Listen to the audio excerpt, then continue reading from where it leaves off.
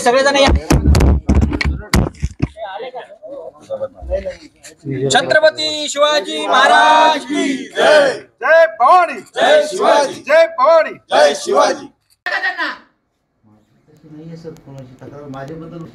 मग कार्यालय जबाबदार तुम्ही, कार्यालय जबाबदार कोण आहे? कोण घेणार जबाबदारी? कार्यालय जबाबदारी तुमची नाही, तुमच्या खालच्या आम्ही सगळेच आहेत मग रेग्युलर आमचा फॉलोअप आहे रेग्युलर। अरे तुम्ही किती दिवसानंतर देतात?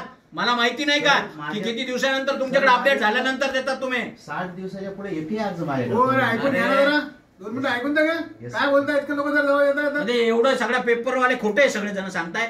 उद्योग धंद्यावाले तुमची कंप्लेंट मुख्यमंत्र्यापर्यंत करतात, पियुष गोयलला सांगतात, उद्योग मंत्र्याला सांगतात। ते पागल झालेले। त्यांना बोलू सगळ्यांना मी, इंडस्ट्रीच्या लोकांना बोलू का? मग तुम्हाला इंडस्ट्रीच्या लोकांना बोलवलं आणि त्यांच्या गाथा ऐकल्या तर तुमचे कपडे पण ठेवणार नाही अंगावर आम्ही। त्यांना काही लागत नाही हो, पैसे लागते यांना, दुसरं काही नाही लागत। पैसे राहिले का सगळं काम होतं यांचे। आज असं ना हो, काय सांगाल? आज आपल्याकडे शिवसेना वेळेचे लोक आले होते, त्यांनी निवेदन दिलेलं आपल्याला की आपल्याकडून काम होत नाही किंवा जे लोकांची काही फाईल पेंडिंग आहे ती करता येत नाही लोक। आता त्यांचं काय त्यांचं नाव, थोरात साहेबांचं आम्ही सगळं म्हणणं ऐकून घेतलं, त्यांच्या आणि त्यांच्या शिष्टमंडळाचं, आणि त्याबद्दल मी दिलगिरी व्यक्त केली आहे आणि संबंधित अधिकाऱ्यांना सूचनाही दिलेल्या आहेत की कुठले काम जे ठरवून दिलेली वेळ आहे त्यात पूर्ण करणे अशी त्यांना तंबीज देण्यात आलेली आहे। किती फायली पेंडिंग सर? किती वर्षापासून?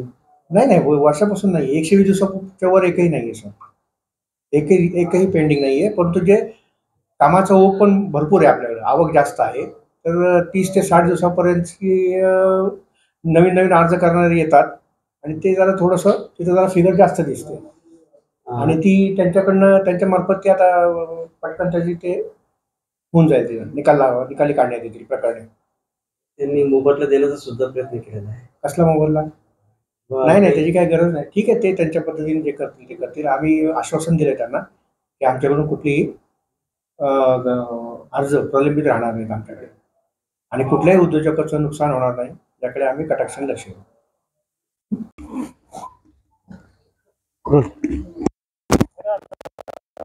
या ठिकाणी उद्योजकांची पिळवणूक होते, जे उद्योग चालू आहे त्यांचीही पिळवणूक होते।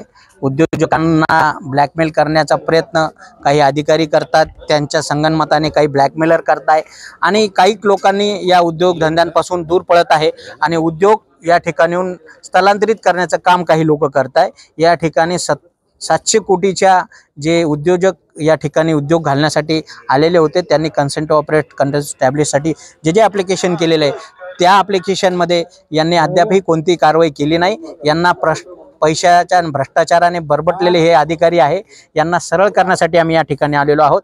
आज त्यांना आम्ही प्रातिनिधिक स्वरूपात पैशाचं वाटप केलेलं आहे। त्यांना आम्ही म्हटलं की पैसे घ्या, परंतु आमच्या जनतेचे, कार्यकर्त्यांचे, लोकांचे कामं करा, उद्योगधंद्याचे कामं करा। येणाऱ्या काळात त्यांनी हे धंदे बंद नाही केले आणि उद्योगांना कधी ताबडतोब नाही केलं तर यांना सरळ केल्याशिवाय आम्ही राहणार नाही। फायली पेंडिंग आहे इथे जवळपास 70-74 फाईल पेंडिंग आहे।